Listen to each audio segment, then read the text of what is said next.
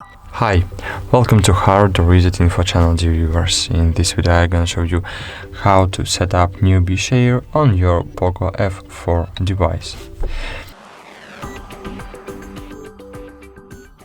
So firstly we need to open control panel, then enable Wi-Fi, Bluetooth and location services. So find location services and enable it. Yes, I have enabled. Cool. But now we need to find newbie share. Click and hold on it. Wait a while. Click add or verify. Scroll down.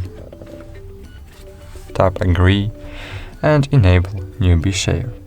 Here you can change your device name, device visibility mode, I suggest use everyone mode. You can change data usage mode, and cool. Now we can send and receive data using our POCO F4 device. For example, I want to share this image from my Sony device to POCO device. So by clicking on other Android device, you can click share, then newbie share. Here you will see all devices. Click on it and click accept. And as you can see, image was successfully sent from my Sony to my POCO device. So that's it. Thanks for watching. Like this video, subscribe to our channel, and bye. See you.